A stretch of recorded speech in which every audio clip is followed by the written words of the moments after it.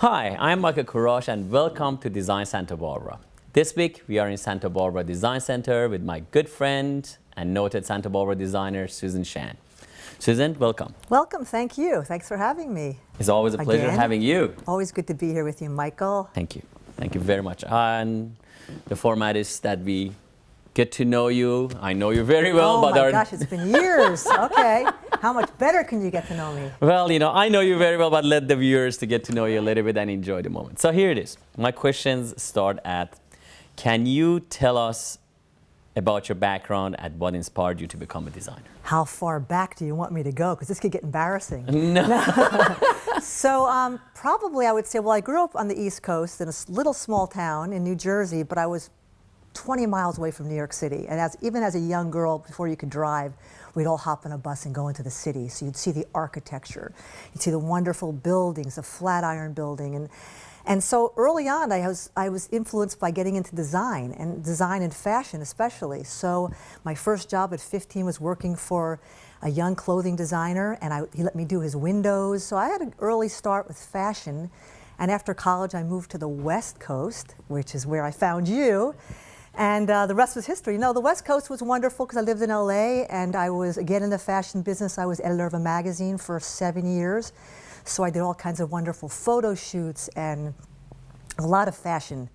And then eventually it moved into creative director for an ad agency for 20 some odd years and working with all types of accounts, from clothing to cosmetics to then furniture, and doing design sections in Arc Digest and GQ and Vogue. So it's been a good time, and now here I am in Santa Barbara doing wonderful homes. Yes, Love it. That's wonderful. Well, thank you for sharing that. So the next question I have is, what are your greatest design influences? You. Oh, you're Aren't I supposed to say that? No, that's a little bit over the top. We want to be honest. Okay. Well, you're in there, Michael. Greatest Thank design influences. Well, just living in Santa Barbara has been tremendous. So you wake up every day in the most beautiful city, probably in the world. It's heaven. And, I call yeah. it paradise. Honestly, Like I hope the world doesn't get out, but this is No. paradise. Oh, maybe we shouldn't say that on television. Maybe we should not say it. Okay, Yeah, it's okay. not that great It's out not, here. Yeah, it's horrible No, here. no. So just being in Santa Barbara, the influences of the architecture here, the Mission, the Santa Barbara Courthouse. I just did this wonderful home I'm working on, and just the entry to the courtyard, has influenced me to do the entry with the Santa Barbara stone. Nature here, anything that's organic, the ocean, the mountains, all of those are my greatest influences. It's not particularly a designer. It's really been what's around me every day. I really can't help but see everything in my life, and that becomes an influence for me. Yeah, absolutely. I can second on that. This is heaven. We live here, fortunate. Yeah. What is your ideal project? I'm working on one now. My ideal project would probably be one where everyone's really collaborative. So the project particularly that I love are ones that start from beginning to end. So from scratch, and working with the architect, the contractor, the landscape person, working with places like yourself where we can help design and special do projects for clients. So then you get to the furnishings at the end. So I love the collaboration of all the minds working together with all the creative spirits, just no egos involved, but really everyone having an opinion of what they feel would work well, and everyone listening to each other's opinions and then coming together with an end result, and then making the client happy. The ideal project is having the client at the end of the day be thrilled and passionate about where they live, or a business, or a restaurant, or an office, all those, same thing, always having the client at the end being happy. So the thing about you is that I know, and you're very modest about it, is you're not just an interior designer. You start from scratch, and I know you're building a house literally from scratch. And you start from dirt, and you're building the building, and you calculate everything in there. You're amazing at that. A lot of people don't know about you, but you can start a project, and I know your clients, all of them, are absolutely elated once you're finished with the job. Thank you, So Michael. That's lovely. Well, that's you. So thank you very much. Today we have Susan Shan, and when we come back, we have more questions for her.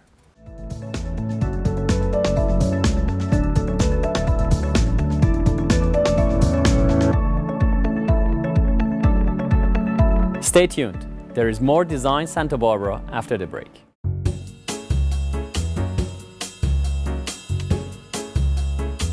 This week on Michael's Minute, we are going to talk about rug cleaning and restoration.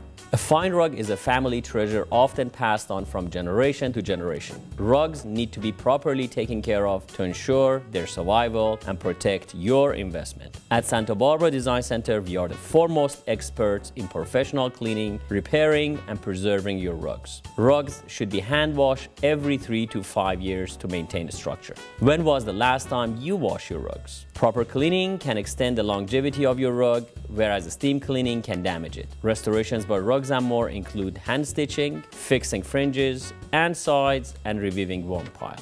For the finest restoration and cleaning, bring your rugs into Rugs & More at Santa Barbara Design Center today, 410 Olive Street.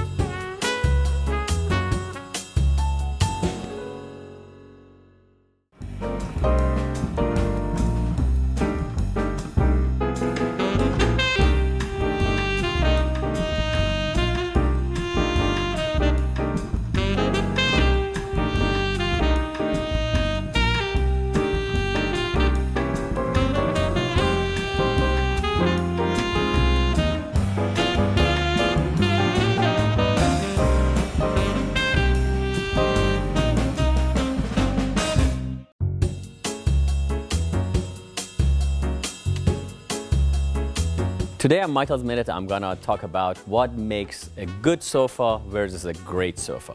This one is called Malibu and this is called Malibu 2.0. What makes a difference is for the Malibu, we use industry standard wrap, which is a polyester. For the 2.0, we use a blend of angel hair, which is a synthetic down, and down itself. On top of that, we use 2 different fabrics for them. For the regular Malibu, we use 100% polyester fabric, which is very long lasting and has 30,000 double rub, which is very durable. For the 2.0, we use the highest quality linen in the market. I would like to invite you to come and see these in person. Come see me at Santa Barbara Design Center, 410 Olive.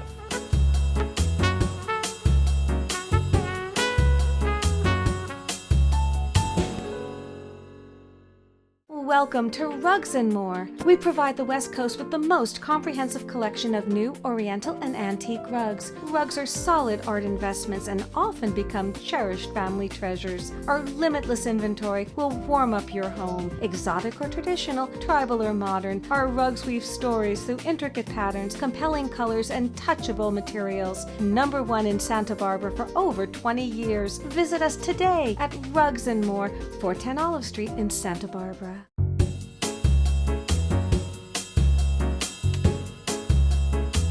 Today on Michael's Minute, I want to talk to you about transitional rugs. Although still majority of rugs we sell, they are traditional and classical rugs, but nowadays more and more designers and the projects they have requires transitional and modern carpet. On this side, we have a very beautifully handmade rug that has classical designs from Ziegler and Company, Sultanabad. On this side, we have an Uşak design. Uşak is a town in Turkey that originally made classical Turkish designs from 1,000 years to today. They're still making them. This particular one has a classical design, but has all the colors of today's interior. So it's beige with a little bit of eggplant color and gray in it. To see thousands of transitional, modern, and classical rugs, come to Santa Barbara Design Center, 410 Olive.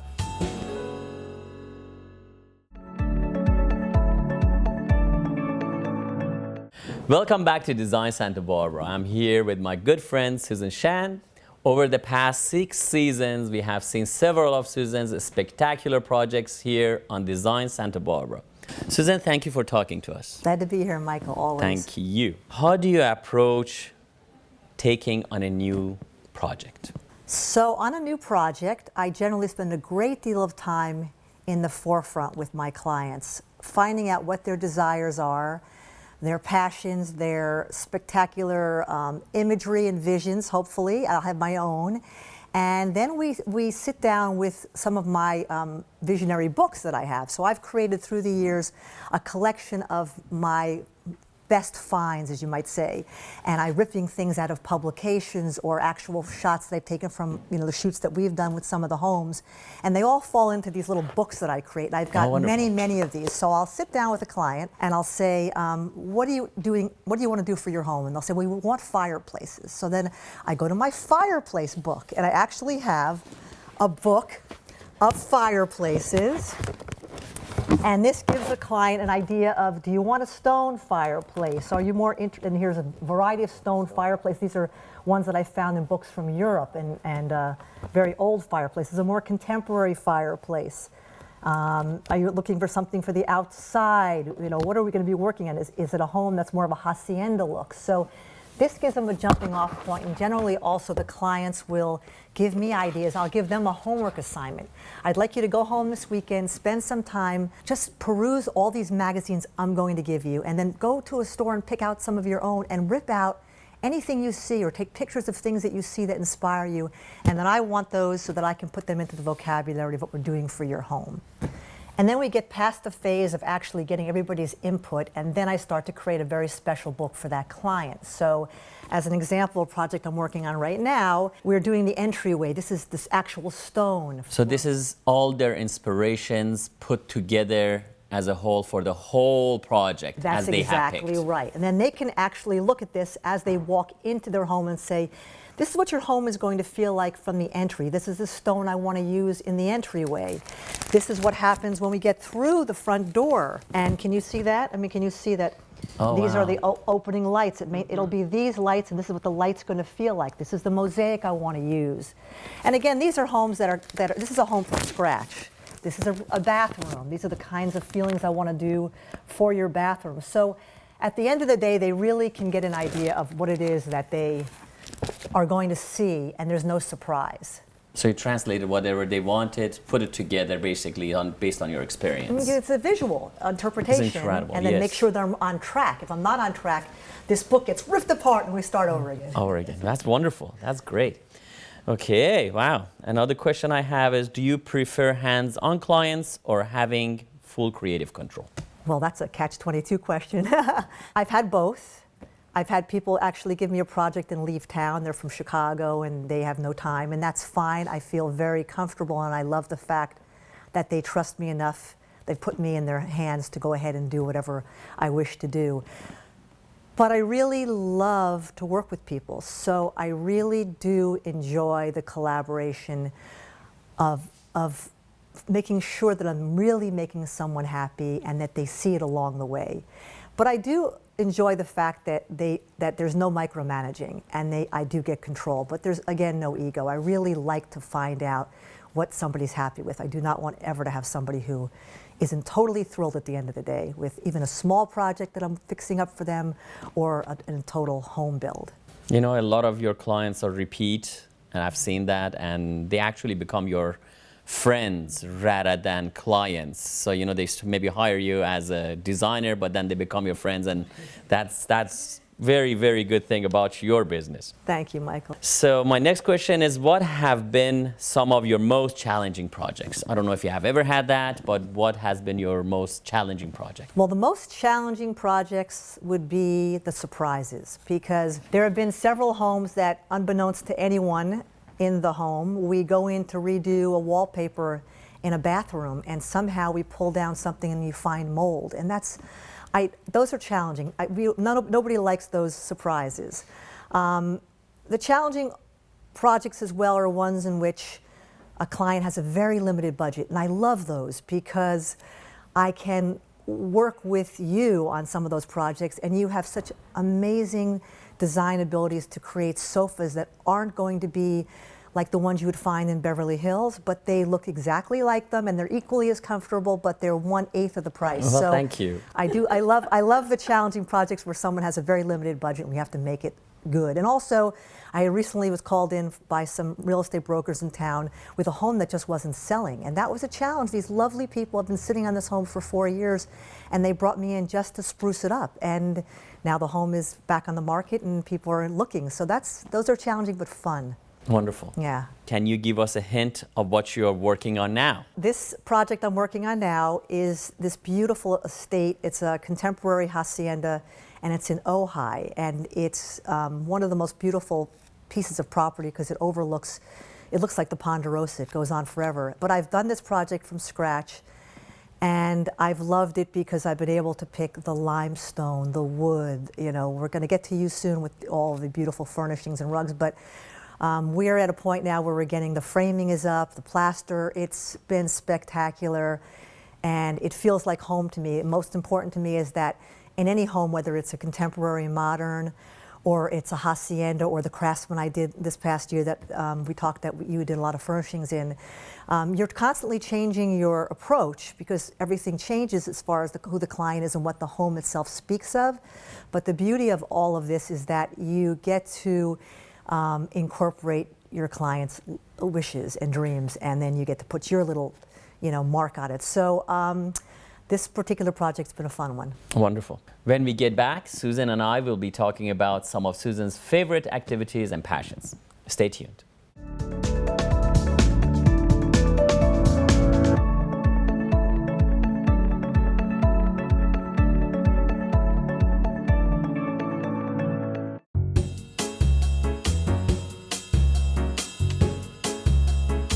Today on Michael's Minute, I'm gonna talk about what makes a good sofa versus a great sofa. This one is called Malibu, and this is called Malibu 2.0. What makes a difference is, for the Malibu, we use industry standard wrap, which is a polyester. For the 2.0, we use a blend of angel hair, which is a synthetic down, and down itself. On top of that, we use two different fabrics for them. For the regular Malibu, we use 100% polyester fabric, which is very long lasting and has 30,000 double rub, which is very durable. For the 2.0, we use the highest quality linen in the market. I would like to invite you to come and see these in person. Come see me at Santa Barbara Design Center, 410 Olive.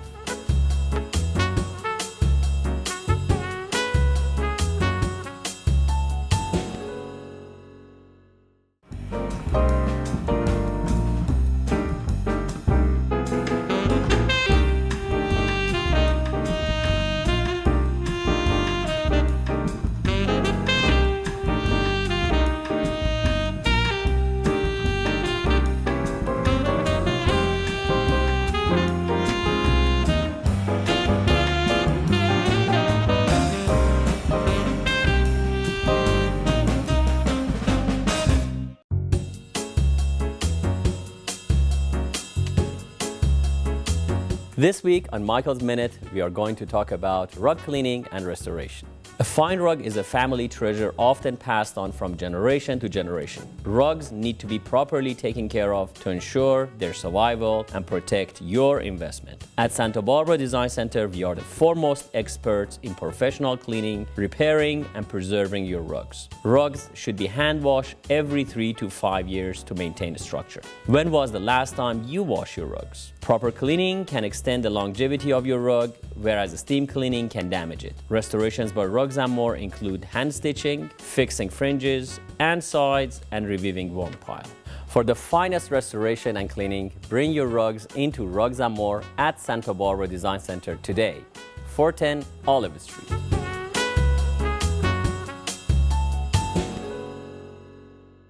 Welcome to Rugs & More. We provide the West Coast with the most comprehensive collection of new Oriental and antique rugs. Rugs are solid art investments and often become cherished family treasures. Our limitless inventory will warm up your home. Exotic or traditional, tribal or modern, our rugs weave stories through intricate patterns, compelling colors, and touchable materials. #1 in Santa Barbara for over 20 years. Visit us today at Rugs & More, 410 Olive Street in Santa Barbara.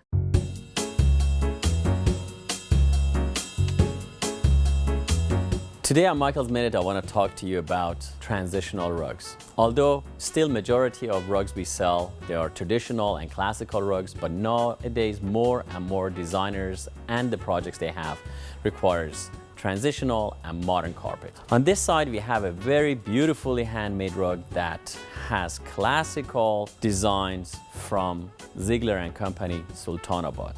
On this side, we have an Uşak design. Uşak is a town in Turkey that originally made classical Turkish designs from 1,000 years to today, they're still making them. This particular one has a classical design, but has all the colors of today's interior. So it's beige with a little bit of eggplant color and gray in it. To see thousands of transitional, modern, and classical rugs, come to Santa Barbara Design Center, 410 Olive.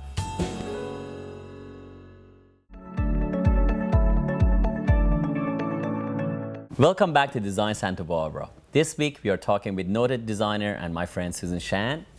We have talked about how Susan approaches a design, but now I would like to know more about some of Susan's favorite things. Can you share with us a little bit about your passion for African art? I've been to your house. I know you like African art. So. The funny part about this, or maybe it's not so funny because it's my big wish, I have never been to Africa, but somehow it does speak to me. As you know, you've seen that 10 or 12 foot kuba cloth that's hanging in my front entryway. I love African art because it is so organic and it's so historical. So everything that I collect in my home, whether it's the masks or the kuba cloths, that was a wedding cloth from a wedding. The more it wrapped around, the wealthier the family was. The masks were worn in tribal events. So I love that part of what Africa's, how it speaks to me, and I'm going to have to go there one of these days. But I also love anything bespoke. I love a home that I can fit in anything that's a craft of some sort, because if a home, even a contemporary home, I feel all homes need to be warmed up. You've seen, I just feel like you need to live in a home and not feel like it's a museum piece. So I love crafts that are from all over the world, and even this country, folk art I love. So it's because they've got character, they've got senses of humor. Don't you agree? I agree look at your showroom. It's filled with wonderful Moroccan pieces. You have pieces from India. I think every home should have a mixture of not just one look, but a combination of looks to add a sense of humor and You do that a lot, actually. You do that, and I have seen with your clients, I've been fortunate to do some projects with you. Wherever we go, you have all these eclectic, beautiful works of art that actually bring life to the house, as well as makes you think the world is greater than your little home. So, it is an interesting you do, and it's wonderful. I like that a lot. Thank you. How can someone incorporate exotic art into their home design? Okay, well, that's as simple as I had mentioned. I have some clients that are actual art collectors, but that's a whole different thing. Exotic art, and I guess you're speaking about art that's sort of like we talked about India or Moroccan or African. A little bit out of plain air and a little bit out of, Picasso's. Right, it can go anywhere in the house. So you make an interesting coffee table, like the coffee table we got from you that was an old chest. Oh, the old chest, yes. I love the story of the fact that this isn't a coffee table. So when someone's sitting down to have a cup of coffee with company, and someone says, what is this unusual chest? There's a whole history of the Bedouin art behind this, and where this came from. And this is not new, this is old, and it's got a real grounding effect. So that's how it fits in. It fits in anywhere. Yeah, I like it the way it has grounding effect. This is exactly what it does. It puts you in a different time, different place, and you connect with that person actually. Yeah, somehow. You become a gypsy a little bit. In your contemporary home, you're a gypsy. You're a little bit off that gypsy. You're not. We won't take it that far. We all wish we were gypsies. Yeah. So my next question is, you like to call yourself a houseaholic. You have said that a couple of times, and you mentioned that you like to do projects. Once you're finished with your home, you want to move. So what drives you to start a new personal project? What keeps my marriage together? Because that would really be the end of it all. So I am a houseaholic. I probably spend every Sunday looking at open houses because I have to walk in and see how they've done their home, what I can do differently, and then if one really needs tender, loving care, I want to sell my home, buy that home, and then recreate it. But that has to stop. So the good thing is I've been very, very busy lately, Michael, and so I've been able to work on other people's homes, and I've been able to kind of dispel that disease I have. But it's a great thing. It's a great thing to be able to, I think, feel so passionate about change or creating something a little bit different and unique and making your environment special, that I don't mind the fact that I have done that, but my husband has gotten a little tired of me constantly changing the house when something new happens in the art world or in the creative world. It's like, ooh, I think we need new stools. So. It's a wonderful character that you want to beautify and improve on other people's homes. That's great. Speaking of your husband, I know he's the most wonderful guy, and he is also a musician. My question is, how do you balance the interests of a married couple when creating a design? Okay, well, check. He's wonderful and he is a musician, but he also has been a marketing guru for 30 years. He's owned his own marketing global firm for many years, but he's a Renaissance man. So fortunately, he and I are both creative, and so generally it's worked out very well for us. With other couples and clients, I've taken into account, like we talked about earlier, their interests. So you may have one client, it's a 10,000 square foot, as you probably saw at the barn, that's filled with cars, but she loves to sew. So she's going to have a sewing craft room while he has his wonderful car collection. So it's really, again, sitting down with the client and finding out what their passions and loves are. And if there is a disparaging moment where they do not get along, and I feel like at that point in time, it's my job to be the mediator and say, well, what do you like and how can we bring this together and find something that you have in common, and let's get a taste somewhere in the middle where you don't want bright red, dark colors and she wants the light, creamy feeling. We could somehow bring in some pillows of color with all the cream backgrounds and floors and walls. So we make it work. So not only you're a great interior designer, but you are a psychiatrist, marriage counseling at the same time. That's it. That's hey, great. 30 years of marriage will give you that. Maybe that's what your success lies at. All right, thank you very much. I appreciate it. It is wonderful having you on our show as usual. Always good. This has been truly fascinating. I want to thank Susan Shan for taking time to talk with us today. We hope you have enjoyed it. Please join us next week for another episode of Design Santa Barbara. See you then.